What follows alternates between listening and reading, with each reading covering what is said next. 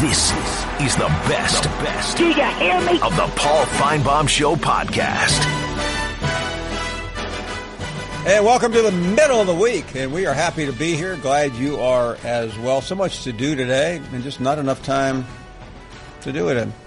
Welcome to the program. Your phone calls in a moment at 855-242-7285. Let's get right to some headlines that may have broken since you last checked your Twitter feed.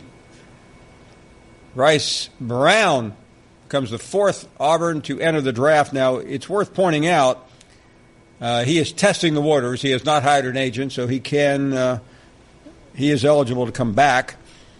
He may not, but he certainly was one of the major reasons why Auburn at least got to the NCAA tournament and had such a great year. You got Brown, you got Harper, Wiley. Heron has already signed with an agent or will sign with an agent. If everyone comes back, but Heron, Auburn's going to be in good shape. But if all of these young men end up getting ticketed to the NBA, it will cause Bruce Pearl some headaches. But certainly a lot to talk about at Auburn, and that's not the only place where there is news today. Ole Miss claims Shea Patterson was not a victim of egregious behavior by the staff. This is certainly the allegations being made by his attorney, who's a familiar name in Ole Miss circles. Anyway, this is the case that ultimately will be decided by the NCAA, but and don't forget, Ole Miss has not heard yet from the NCAA Appeals Committee, so they are continuing to fight. Meanwhile, a year later, Miles Brennan back again in a starting battle, learning another new playbook with another new coordinator. So, same old, but will they get it right on the Bayou? Everyone's hoping. Gene Chizik, he knows a little bit about getting it right. He won the national championship at Auburn in 2010. He'll join us from Starkville. Ross Dellenger later on the quarterback battle on the Bayou. Michael Weiner, remember, this was a story we talked about with Stuart Mandel about attendance in college football on the decline. We'll talk to him later in the program. Well, why don't we get some phone calls going here at 855-242-7285? A lot has happened since we saw you last. Always enjoy hearing from you.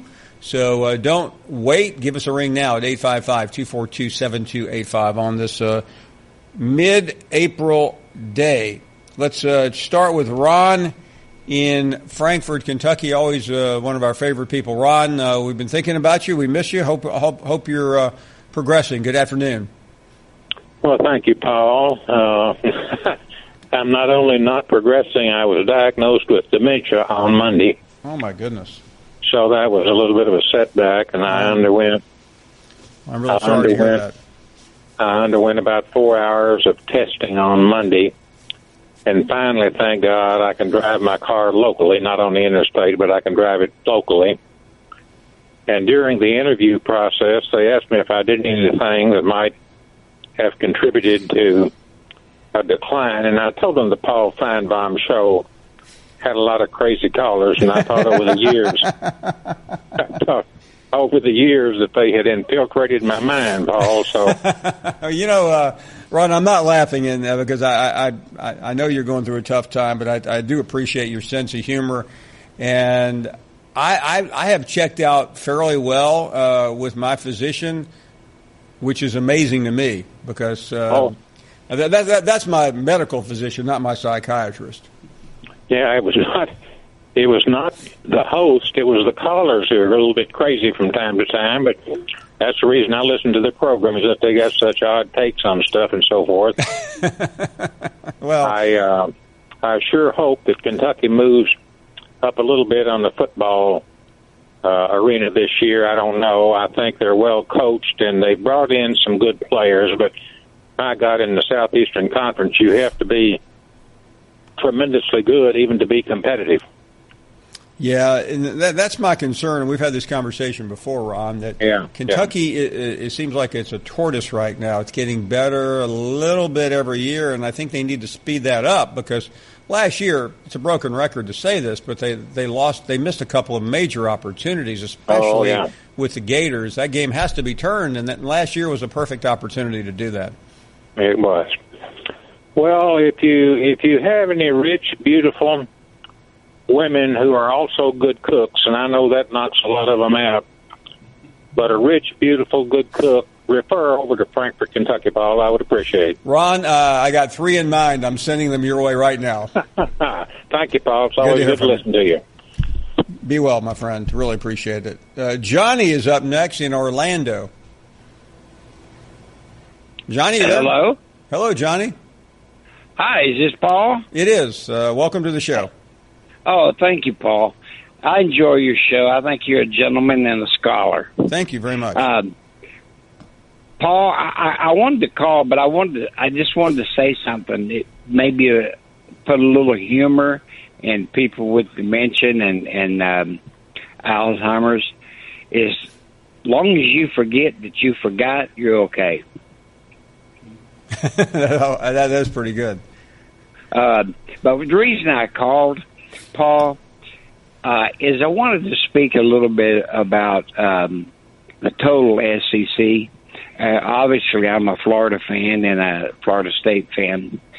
But, Paul, people are talking down here in the places I go, and even on your show, I've noticed people calling in. It's always about Alabama. I was on hold yesterday for a half an hour, and they told me I'd be on the show, and I was on hold for a half an hour, and you took two Alabama people. Well, Johnny, let me explain. Yesterday, well, I'm sorry about that, but yesterday was a little bit extraordinary. Alabama was at the White House, so we were paying a lot of attention to that. Well, they should have been. I mean, anytime a team gets to do that, privilege, that's an honor, that which most people are not going to have or ever have. I don't mind that. It's just, Paul, sit back and look at what goes on. I'm saying this, Paul, because I like you, okay? Okay. I'm saying this. You need to look at it because people are calling in, and it's starting to build a base of people being concerned. I know Alabama's successful in football, but you look at, just for example, my Gators, they're number one in baseball. The softball team's always been top in the top. The track and field, the men's indoor track and field won the track and field. But there's other schools in the SEC in which your program is very dedicated to, and you do a great job. But there's you just need to look at it, Paul, and be a little more.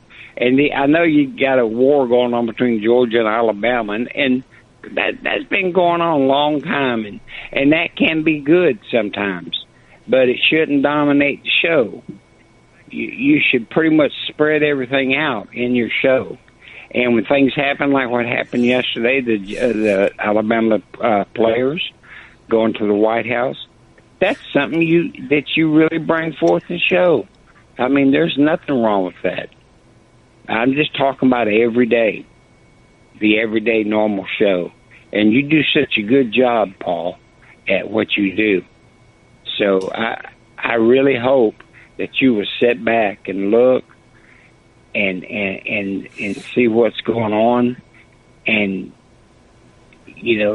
salvage this thing before it does get out of hand. I don't know if it ever would, but there's a lot of people. Johnny, let me say this. I deeply appreciate what you're saying, and I one thing I believe in is self-evaluation every day on this program, and that call means a lot. Thank you for sharing it. All right. God bless you. You're listening to the Paul Finebaum Show podcast. Let's head right to Starkville, and Gene Chizik joining us, the coach, taking in Mississippi State. Coach, thanks for the time. So you're on the ground. This is a team that a lot of people are excited about, with Joe Moorhead and, of course, Nick Fitzgerald coming back. Thanks for being here, and what have you seen so far? Well, Paul, it's been a great 2 days, actually. A lot of confidence here, to be honest with you. I spent a lot of time in the last 2 days talking to both players and coaches, and I'll just start with the players. I think that Tax Slayer Bowl did wonders for this football team in terms of, kind of giving them some momentum into the offseason. They're very confident, and they've got a lot of returning starters, 7 or 8 on defense, 9 on offense. I spent some time with Nick Fitzgerald, and he's a very confident guy right now. I think this football team believes in itself. And then I think, again, I just got done having lunch with Joe Moorhead. I think he's a very confident coach. I think he believes that they can come in here with what they're doing, the staff that he's put together, take the nucleus that's here, because they've got a great nucleus to build on and build from, take this thing and run with it. So just the vibe I got yesterday, being at practice, talking with the players, I think there's a lot of confidence here in Starkville. Coach, when you came back into this league, you had from Texas, you had in Iowa State, you had been here as an assistant. You knew the league. A lot of other people have followed similar paths. Joe Moorhead's coming from a completely different angle, being at Penn State, having been at Fordham. What did he ask you at lunch? I'm sure he was curious about this league. Well, it was a very interesting lunch. Joe's a very unique guy, and I think that, success has really followed him wherever he's been. And that's why he's a confident guy. He's not a cocky guy. He's a very confident guy. And, when he became the head coach at Fordham, he went in there to a program that was, I think, 1-10. 2 years later, they won a championship. He won a couple of championships there before he went to Penn State and became the offensive coordinator. Obviously, the success they had there with under James Franklin was big. I just feel like, he doesn't care. There's going to be a lot of, and we talked about this, there's going to be a lot of, talk about, hey, look, you're not from here, recruiting in the South, all those things. Like he said, I think I can recruit anywhere. It's about relationships. It's about people. And he certainly feels confident in his coaching ability and his coaching skills. So he doesn't come in here with his hat in his hand. He feels very confident that he's the guy for the job, and he's ready to get this thing rolling. You certainly are a defensive coach, and we've seen some pictures making their way around with you and the defensive line. Many believe it's certainly going to be among the very best, certainly the duo that you were hanging out with. Right. Tell us your assessment of the defense especially. Well, you talk about confident guys, Paul. These guys are very confident. And again, I call these guys on the defensive line the great erasers. When you look at great defenses, you're looking typically at things that start up front at the point of attack, and you have some real guys up there, and they can erase the mistakes of all the people that are behind them by just simply how they play. And so yesterday we talked a lot with Jeffrey Simmons. We talked a lot with Montez Sweat, who came into the league last year. Nobody really knew who he was, and all of a sudden he just led the league in sacks and was a first-team All-SEC guy. And, of course, Jeffrey Simmons, a 5-star guy coming out of high school, and he has torn it up in this league. I can't remember, Paul, the last time there's been 2 coaches poll first-team All-SEC guys on one defensive line that have both returned together. Usually you get one guy that comes out or 2 guys that comes out. Both of these guys come back, and they were adamant about coming back because they really have a great vision for what this looks like. They're very confident with their defense. I watched them practice yesterday. They got talent on the field. Dan Mullen did not leave the cupboards bare here. You got big, long corners on the perimeter. Mark McLaurin, number 41, the safety, had 3 picks against Lamar Jackson in the Tax Slayer Bowl, tied for the lead in the SEC in interceptions. And you got those guys up front that can really change the line of scrimmage. So I think defensively, Bob Shoop's going to come in here. He's got the bases loaded, so to speak, but they're all confident and they're ready to go. Talking to Coach Chizik in Starkville, we've discussed the head coach, obviously, the defense. Everyone wants to know about Nick Fitzgerald. Give us your read on what you've seen from him so far and what you expect.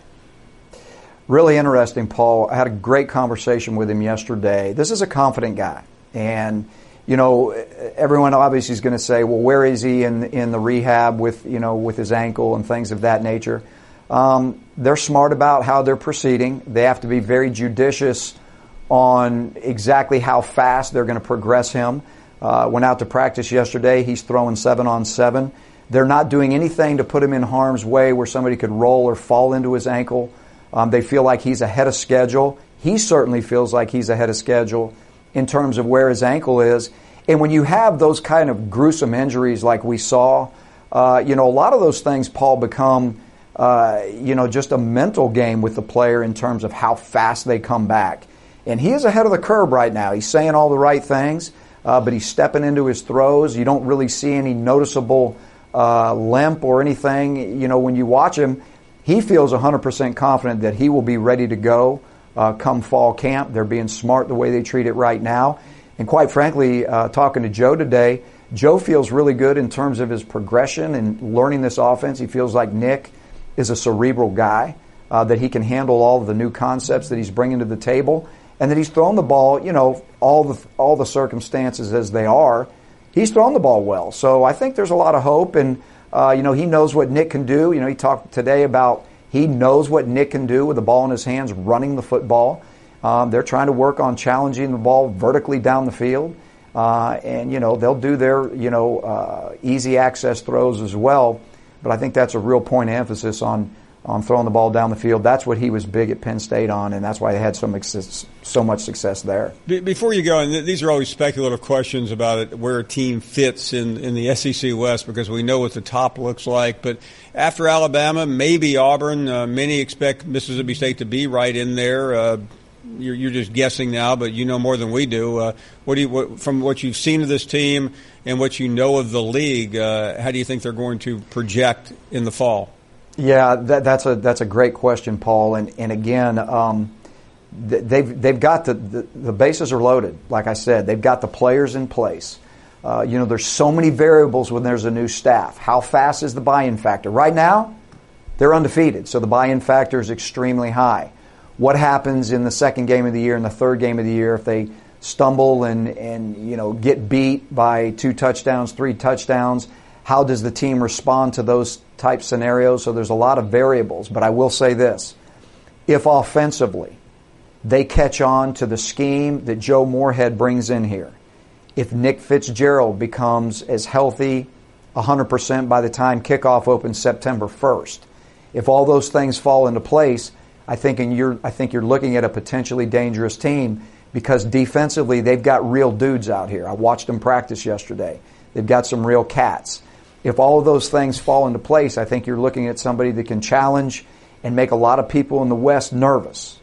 If those things don't fall into place necessarily, if Nick gets banged up in a scrimmage or you don't know how he's going to respond with his injury, there's so many variables like that you don't know. But the table is set.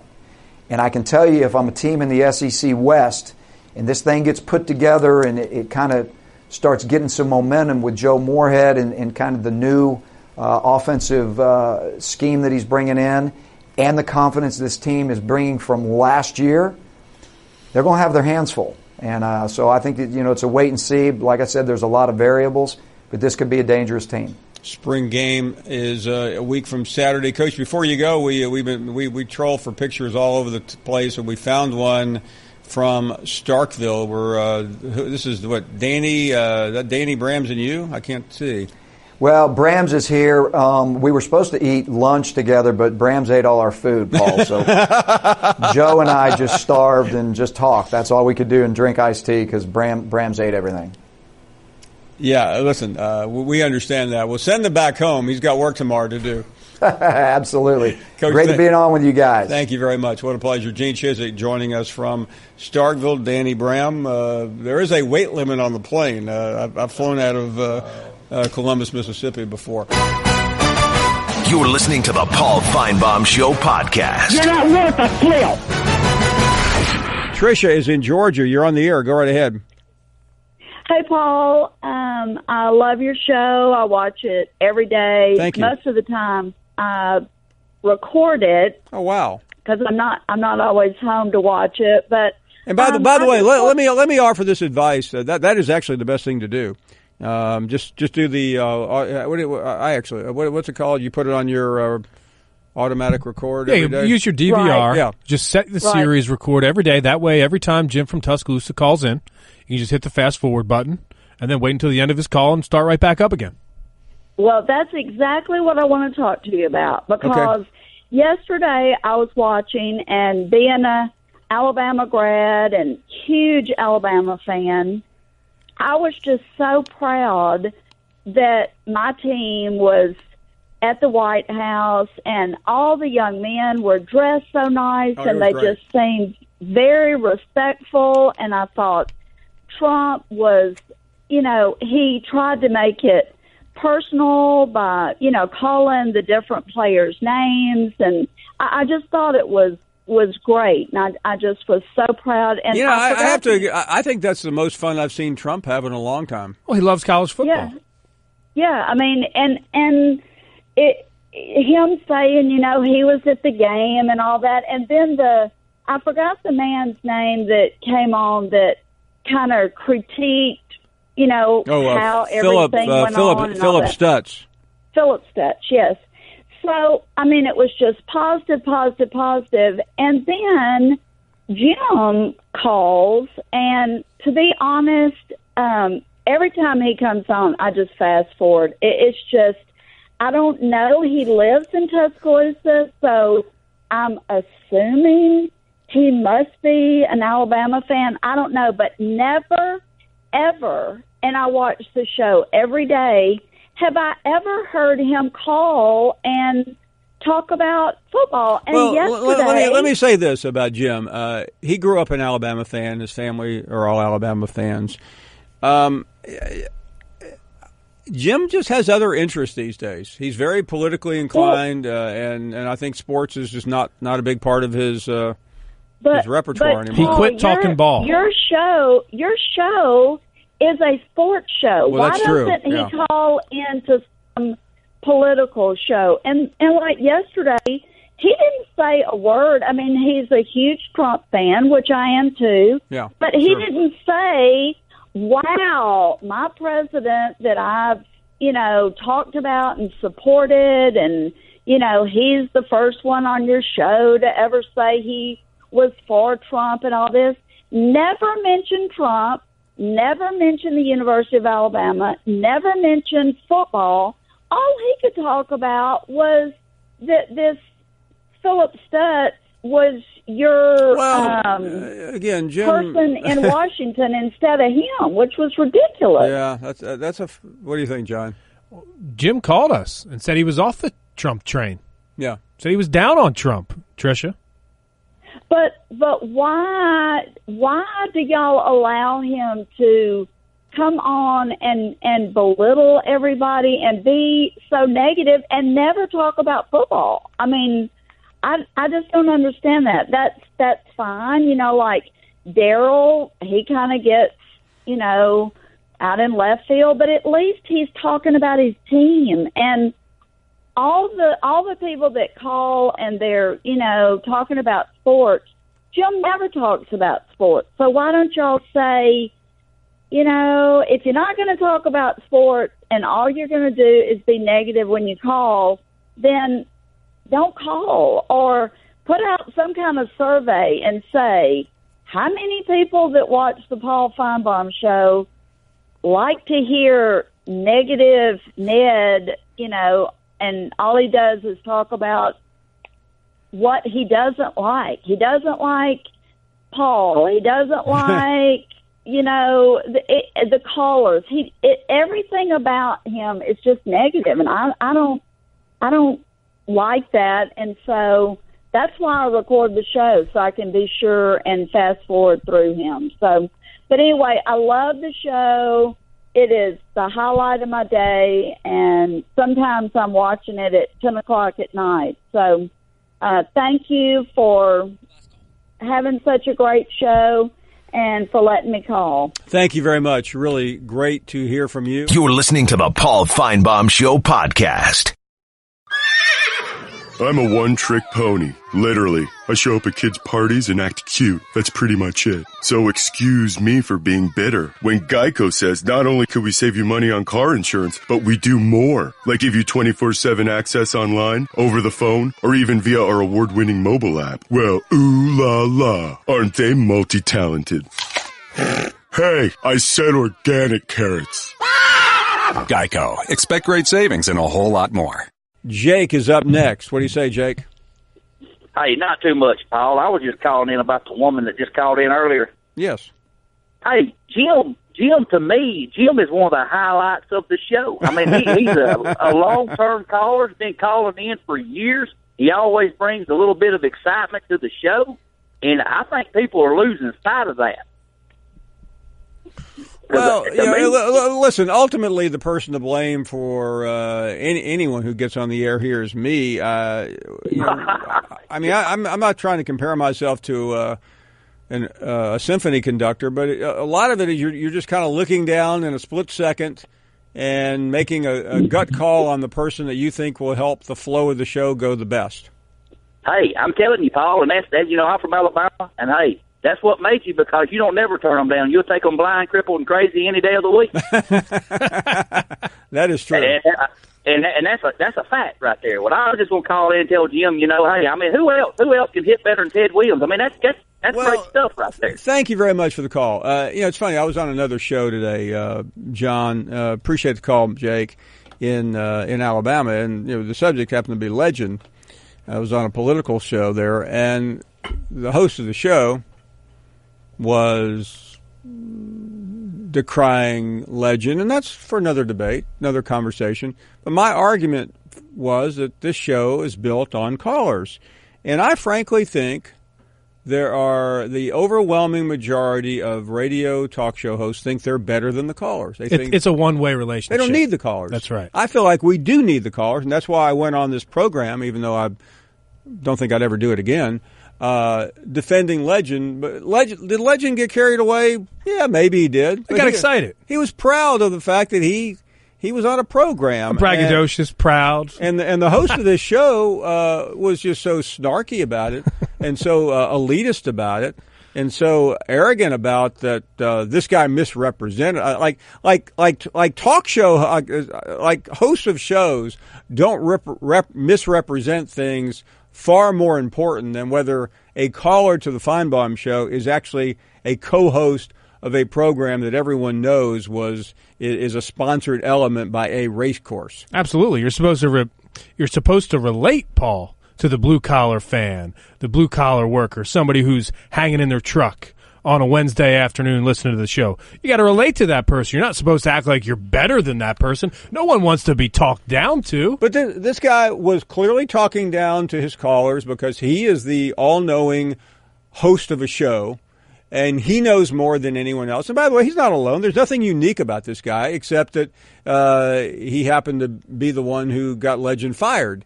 And it just really irritated me, and I came away. And I'm not one of these guys that rail against the media, because I'm part of the media, and I've been part of every aspect of the media throughout my career, and I've seen the good and the bad from the print side, from the digital side, from the radio and the television side.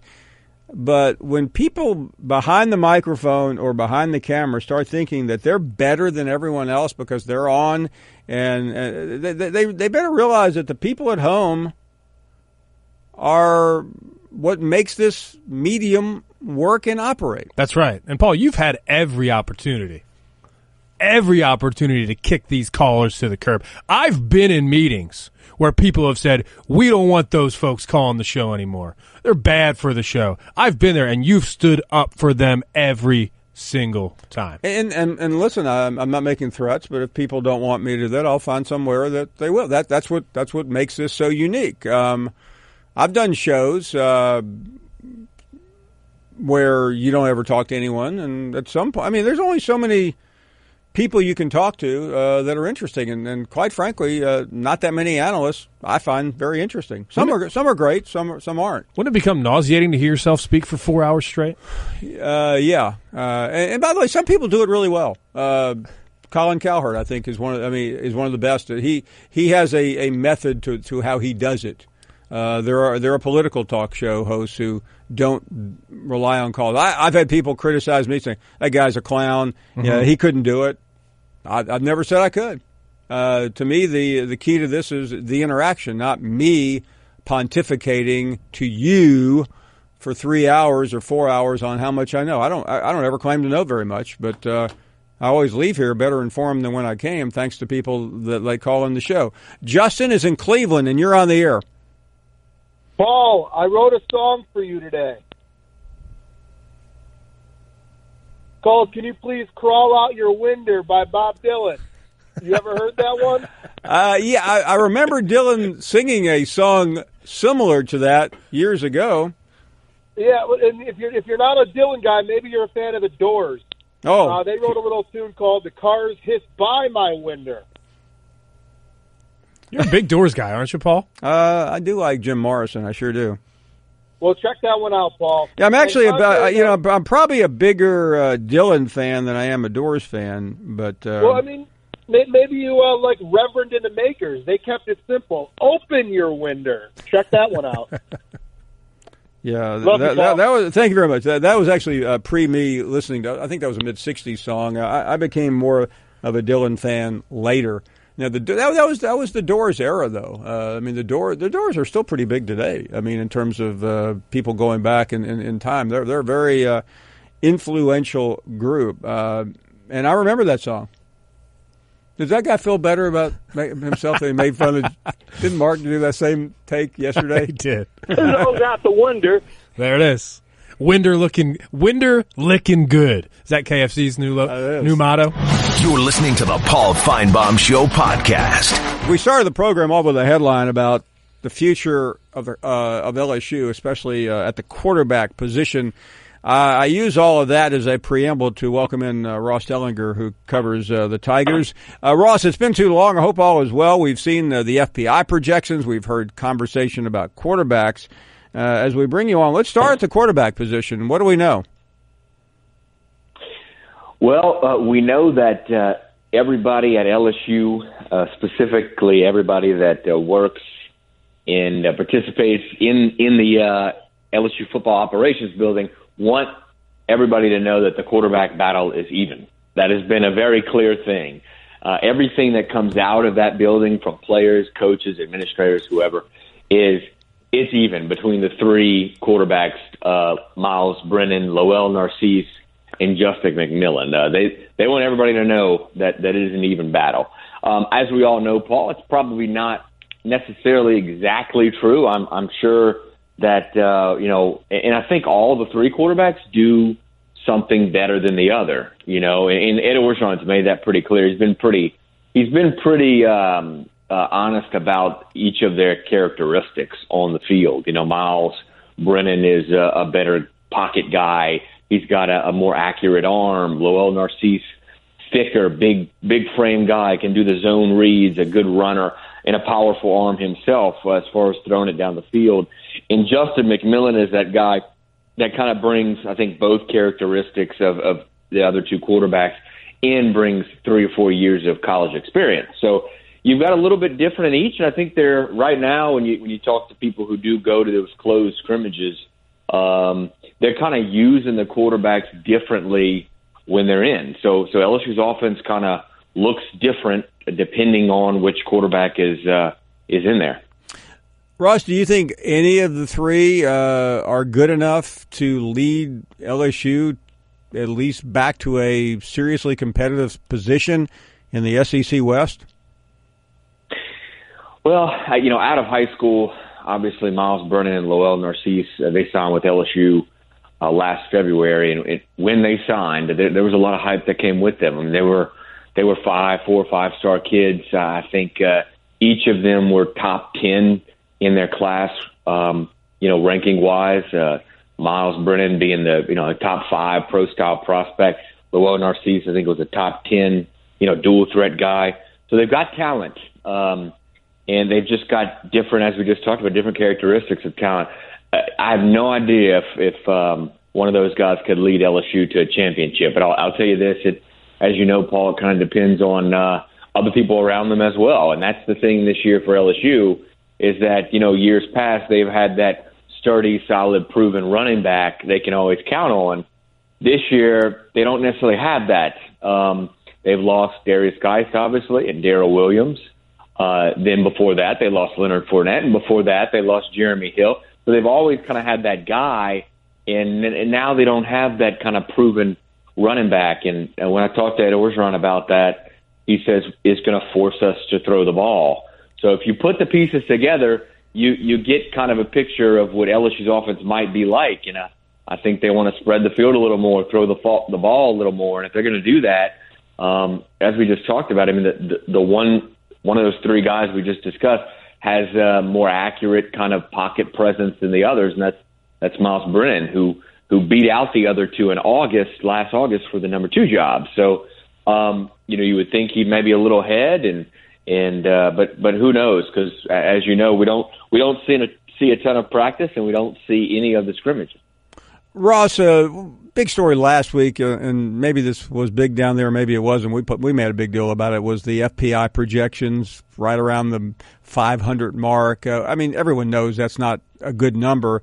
Does that lower the expectations for Edo this year, and does that help, or do people down there really care? They just want LSU to be competitive.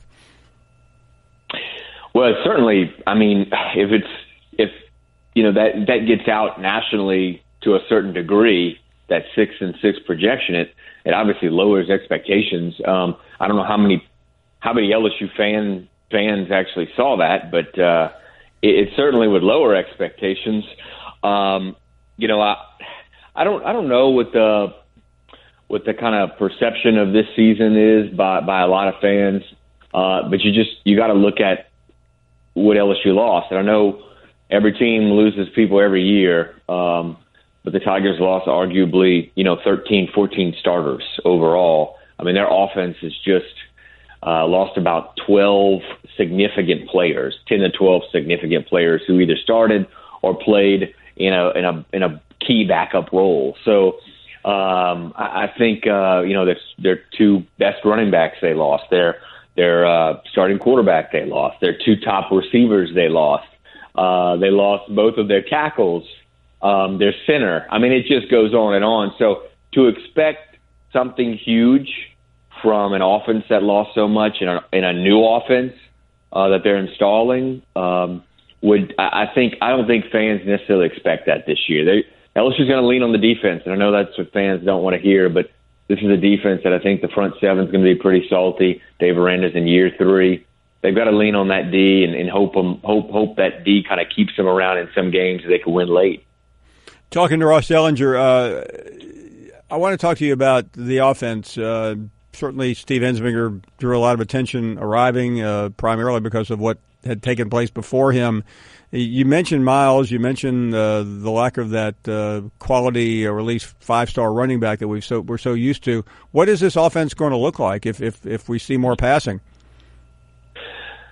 Well, yeah, it depends on who they pick as the starting quarterback. But if you were to go with Miles Brennan, it's very clear what the offense is going to be like, and it'll be that spread 3-4 wide receiver.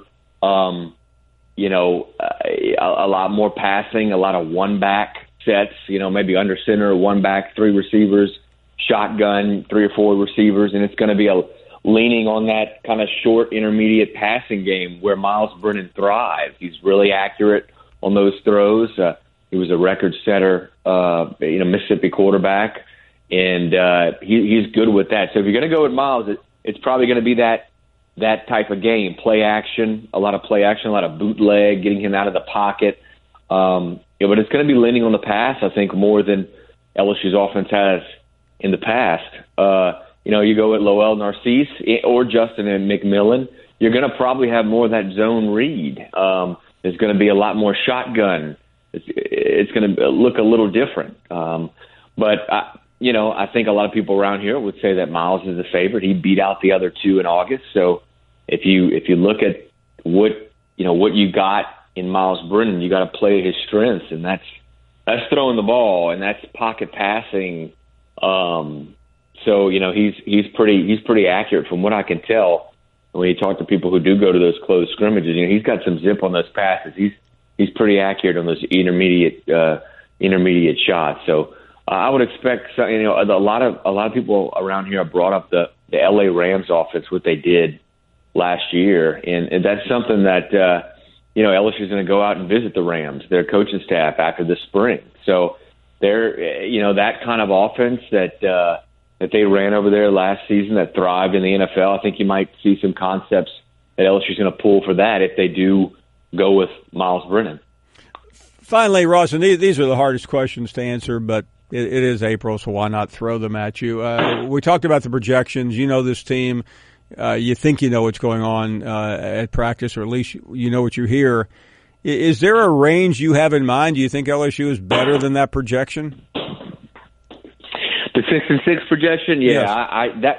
That struck me, a little surprising, and not to say LSU's going to go 10-2 or 11-1, but 6-6 is slightly low for a team that I think defensively is seasoned pretty seasoned in really talented. I think the front seven, which we all know is so important in the SEC, I think they're going to be pretty salty, and I think they're going to keep them every game. So, 6-6 was a little low. I don't know what I would pick now. I mean, it's so far out to the season opener against Miami, but I'll tell you this: the schedule does LSU no favors. They get the normal SEC West lineup, but then they throw in Georgia this year and throw in Miami at a neutral field.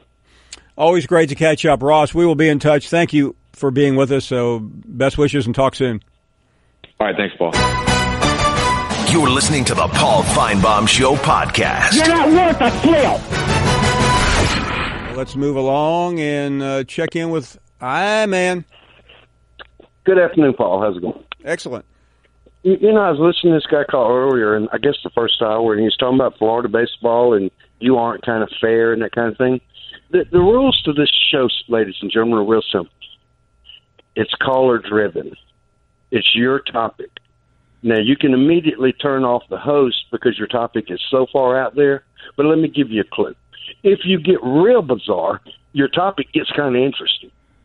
And Paul's going to ask you questions. And if he asks you questions, then that's because you are the bizarre of the bizarre, and we're interested.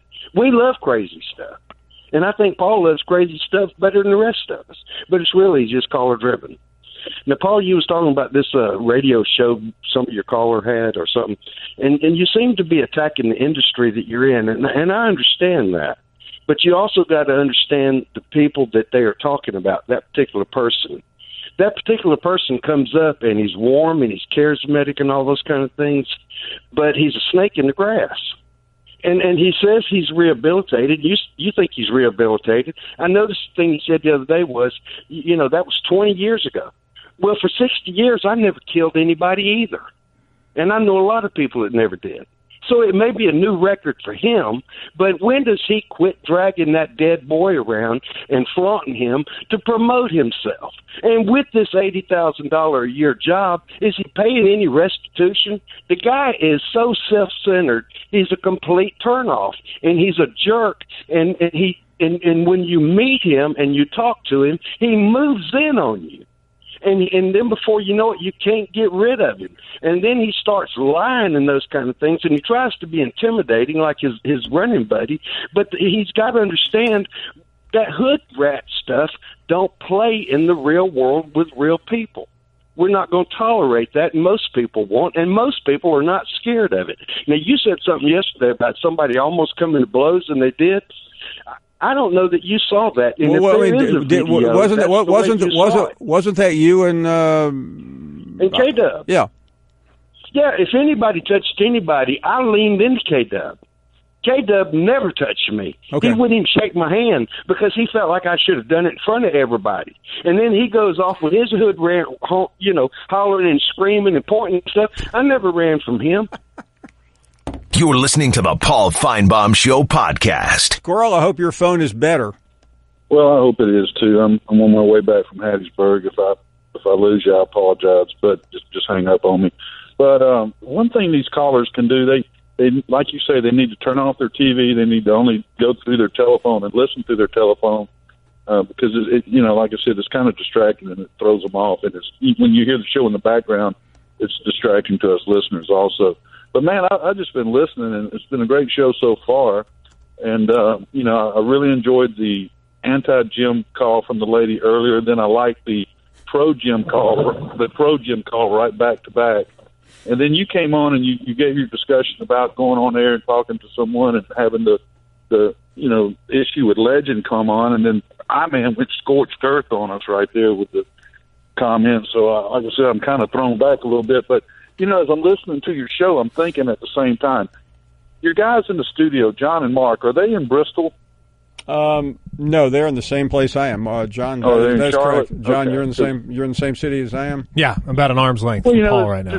There's been a lot of talk about it. Well, I mean, by the way, they are not in the studio. They are down the hall from me, but they are in the same building, yes. Sure. Well, okay. I didn't know if they were, in Bristol and you were in Charlotte. I didn't know how it worked out. But, there's been a lot of talk about interns lately with the, interns that Alabama has gotten. And, there's been some issues between John and Legend. That's been kind of well documented. I was just thinking, as a start for Legend yesterday, like I said, why don't you give him a job? Why don't you make him John's intern? You can put him on the payroll. You ain't got to pay him a whole lot, but, it would be a start. And then, like I said, all you got to do is get your foot in the door, and then it's up to that person to work his way up from there. And so that, that's just an idea I want to throw out there. Well, this is a corporation, Squirrel. We'd have to go through an HR background check. I don't know how that would play out. We could do it, and I'm certainly not opposed to having Legend fetch me a cup of coffee, shine my shoes. The first thing you got to do is have them bring you a cup of coffee. Yeah, that would be perfect. So, I like it black. That would be for the record. classic. But enough of Legend. And I'm not anti-Legend. I mean, if you go back and look through history, for some reason, Legend started attacking me a few months ago with this, back when he was estranged from the show, when he was making allegations that he was one of the original Saturday Night Live cast members and all of us. Was he before Aykroyd and after Belushi? Yeah, he was one of the original guys, and I guess all of us other callers are clowns according to him. Well, I just think it's unfair that everybody decided to beat up on Legend and Jim. Well, don't act like they're innocent babes in the woods, Paul. I mean, my God, what you reap, you sow. You know what I mean? So yeah, I've heard that rumor. Or something of that nature. So anyway, like I said, I mean, don't act like they're just innocent strangers and we're all of a sudden bullying on these guys. I mean, the reason I got on Jim's radar and he got on my radar years and years ago was because he is a bully and because he is a braggart, and that just rubbed me the wrong way. But I'm not against Jim calling in. You get a lot of calls, ban Jim. And I've never said ban Jim, because for one reason, I wouldn't be able to call in if Jim was banned. So I'm not banning Jim. I just wish he would not come on here and lie like he does and then get upset when we don't believe his lies. I mean, like, I could ask any one of you guys, did you play on any sports team at any point in your life? And anybody would say, yes, I played on this team during this year, and I did this and that. Jim, he makes all these allegations like he would have been a Cooperstown before 25, but yet you can't pin him down to anything. I mean, and that tells you right there that he's lying, because, again, he can only give so much facts without it being blatant. But it's a great show so far. Thanks for taking my call. Thank you, Squirrel. You've inspired us all. By the way, I looked up Ted Williams' batting average earlier today. Hi. Career. Hey. 344. 344, wow. Pretty good. Nick is next. Hey, Paul, what's going on today, buddy? All good, Nick. Great, Paul. I just want to have a few comments. Of course, I love your show, Paul. God, I love it. Look, talking about these, you had an earlier call today from old Johnny from Orlando saying he was on hold for half an hour to get into your show. You remember that? I do remember that, yes. Well, Johnny needs to know that I hold the record for being on hold for the longest. I sent y'all a tweet. Y'all put it up. How long were you on? You remember that, Paul? You highlighted my tweet. 3.5 hours. Congratulations. Sorry you didn't last long. I'm a regular caller.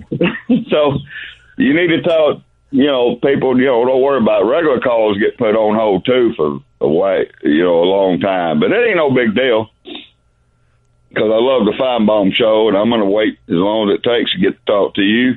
The other thing I want to talk about, you said that, hey, y'all had a production meeting about who calls to take and who not to take. I hope I didn't make the short goal list on that. No, you're good. I'm good to go. Bama Nick's good to go. You're one of the best. You're one of the best, Nick. You're good to go, Nick. Good to go right out the window there. Next caller is Jim. Hey, Jim. I'm sorry, man, but I've had all this I can stand, all of it I won't. I'm going to stop calling your show. But no, let me finish, Paul. Jim, I'll have no one to talk to. Let me finish, please. Please let me finish. Okay. It's because I told you because of a scumbag lying snakes like that guy, that buffoon just now, the squirrel, whoever he is, Ronnie from Mississippi, a total liar, a total jealous punk. Same with iMonkey, who you had to, I guess, cut off the air a while ago. These people are worse than Charles Manson. I don't know if they killed anybody, but they're worse than Charles Manson, in my opinion, as far as their attitude, as far as their low-down ways of lying. He called me a liar, Paul. I've lied about nothing about my career. Jim. I got hurt before I could make, the big leagues. I was that good in my... But here I go. If I talk about myself, they'll say he's bragging. I've not lied to you one time about anything I've done, Paul. You've heard people say I could play everything and play it exceptionally well. I didn't get a chance to play college ball. I played high school. I was on the American Legion team when I got injured. I told you all that. But, anybody that played with me or saw me play, that's all I know to say. What else can I say? I didn't get old enough to do, 7. I told you I had scouts watching me when I was 16 in baseball. That's all I can say. What else? Where have I lied? I want you to point out I just want to say he's the liar. I want you to point out where the liar squirrel said I've lied. I just want to say one thing.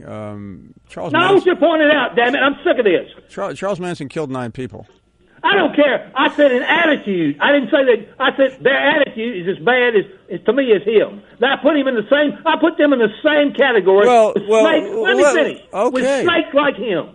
Because they lie and make up crap about me every day. I'm not a bully, but I can get provoked to hell like that, like just now, about fools like them saying things they say that are wrong. That's all false and garbage. You tell me where I've lied. I can't find a place where you lied. Well, all right. I was a genuine player. What is this son of a, what has he done? Where's any proof? He played high school football. Man. They've done nothing. They've done nothing in sports that I know of. They've got no history. They're not capable. They're not talented. They're not talented on the radio. All they can do is attack people like me and Legend, who they know are superior to them in every way. Well, first of all, I think you know how I feel about Legend, okay? Yeah, I don't know how you feel about me, but you used to say I was, pretty good. Yeah, I've lost my temper in the last 8 or 9 years, Paul, because of scumbag like them, and you promote those whats. You promote them. You open the door for them. How do I, Jim? Well, you say, what about, many days you've said to the squirrel, what about Jim? You know it's going to open the door for him to say all the garbage. I didn't say that tonight. No, but you've done it all through the years. You've done it. I'm not a fool, Paul. I see and hear what you do.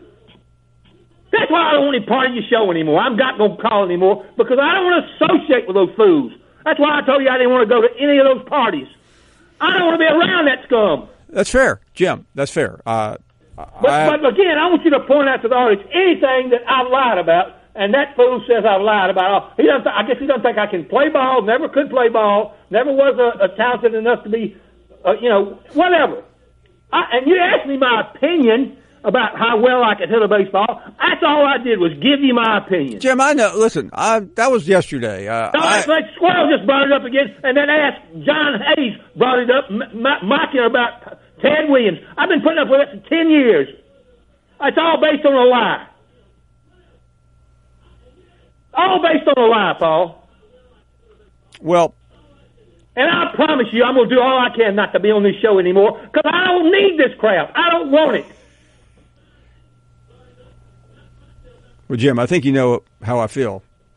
Doesn't matter how you feel, Paul. It's how I feel now. Okay. I'm concerned about my feelings. Well, listen, I'm not.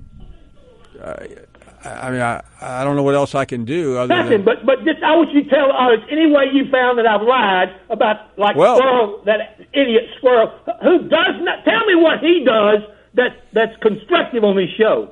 Tell me anything he does except criticize me, belittle me, put me down when he doesn't know a thing about me. He's lied about me in every way. And same with Legend. We excelled on your show, Paul. You said that. The audience has said that over the years. But what has he done? Well, criticize me, and that's all he can do. Because he's Jim, a hater. He's a damn hater is all he is. Jim, you know how I feel. I mean, I stood up for Legend today on some ridiculous program. Well, you haven't stood up for me with that spoof Squirrel. You never have. You always let this eye monkey fool just say anything derogatory and make a joke out of it. That's all you've done is make jokes out of these fools. And they are fools, I'm telling you.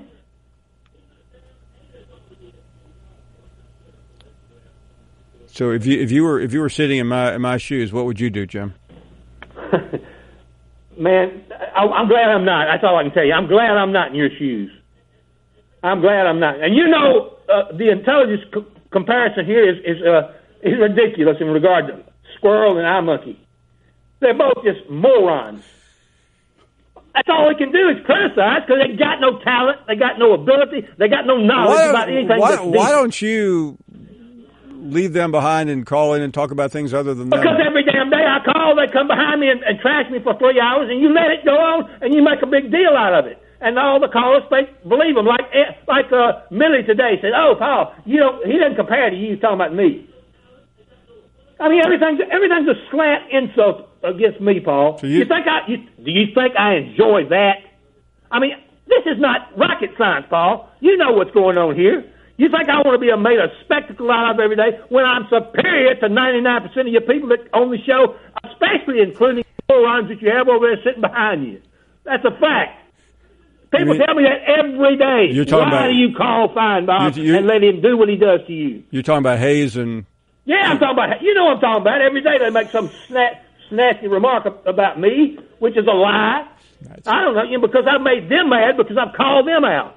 I'm going to call out anybody. I'm not like Trump, Paul. You jump on me, I'm coming back at you double. And that's why they don't. And Squirrel calls me a bully because I do that. I just respond to people. I don't go after them to start with. I just respond back. And he's a stinking low-life fool. That's what he is. I'm telling you. I know what I'm talking about. Okay. Now, call me a bully if no, I'm not the nicest guy in the world when it comes to scumbags like Squirrel and I-Man. I've got things I can prove I've done. People know what I've done that know me, Paul. They know what talent I've got. You know what talent I've got. I'm not trying to brag, but compare them to me in any way as a caller, as a contributor. Ask Danny Sheridan, ask Mike Rader. Thousands of people that have respected and liked me, even you in the book, and yet you let these creeps run me off. Same they're going to do with Legend. That's what's wrong with politics, Paul. They're running off the decent people, and you got creeps and snakes replacing them. That's why the damn country's gone to hell. I agree with you on that part. You agree with me on most parts, and you know it. I do. You just won't admit it. Well, I just did. All right, well, that's all I got to say. I guess I'm just sick of this, Paul. I'm sick of it. Thank you. Thank you, Jim. Appreciate it. You're listening to the Paul Finebaum Show podcast. Larry is up next, and you're on the air. Go right ahead, Larry, in Missouri. Hey, Mr. Finebaum, how you get along today? Oh, good, Larry. You? Hey, great. I tell you what, boy, me and my crazy dreams and Ted Williams. I mean, you can't beat them two now. I mean, this show is today is just better than eating a handful of mushrooms. I mean, let me tell you. First, I got to tell you, and now this has been going on for a while, between that Matt guy, I don't know who in the world he is, and Daryl. I mean, this kind of comes back to the national news, where you see these parents locking kids underneath the cellar and chaining them out in the backyard. I mean, when I hear these two old boys, it kind of gives me a little more perspective on the parent side of it. And as far as Teddy, I'm glad he's calling back in because I thought he passed away. I mean, 73, hell, you're on borrowed time. But I will say this, I do appreciate and I really respect his gravitas. But back in Oklahoma, we just call them blue balls. Thanks, Paul. Larry is up next. Paul Finebaum, hey, man. Jim, he touched me, man. That touched me. I'm telling you, I'm serious. And Big Ten John, I want to say something. This call has moved me. Can I say something to you? Did Larry, did you just say Jim touched you and it moved? Yeah. Yeah, he moved me, brother. Larry, I want you to explain that, because I think I know, but I'm not sure everyone else does. Yeah, he just, when I listen to Jim, all of a sudden, man, I got goosebumps and I got like a movement, you know. Wow, I went, my God. Like movement in your hands or a bowel movement? He hasn't felt that way in years. Not a bowel movement, it could have been. But I was thinking about Mark and Big Ten John. I want to apologize for any erroneous things I have said about y'all. I want to move to that side of the tracks, man, where I just want to apologize, man, for being so mean to y'all. Have you ever heard of how you get that feeling? And Jim he moved it, man. Didn't you feel the earth shake when he started talking? I felt the earth move under my feet. Yeah. I felt the sky. Big Chin John, you accept my apology? Absolutely, Larry. How could I wrong? Yeah. I have to ask you this, though, Larry. What specifically about Jim's call touched you? Well, when he was talking about how nobody cares about Jim, and nobody gives him 1 ounce of credit for the things he's done for this show, and how he has moved this show from the 0 meter to the off the chart, and now he's right back into being just plain old Jim. Right back where he always starts. And now, Paul, what's now? What's next? And when I heard him say that, I said, that's me. That's me. I'm the same kind of way. I'm back to ground zero with Mark and Big Ten John. And I don't listen, I have moved today, brother, and everybody out there. I know there's a lot of callers waiting to call in to say how Jim moved him. I mean, I'm serious. Big Ten John, we cool? We cool? Big Ten. Capiche. Are we okay? Larry, have a great afternoon, brother. We love you. Yes, sir. I love you, man. I love y'all. Remember that. Tell Mark. No bad. All good, Jack. I love you too, Larry. We'll take a short break and love everyone else. We love all y'all, man. I love all y'all. I love you, Larry. I love you, man. I love you more. I love you more. I love you more, Larry. All y'all. Radio land. Whatever. Thank you for listening to the Paul Finebaum Show podcast. The Paul Finebaum Show airs weekdays on the SEC Network, beginning at 3 Eastern.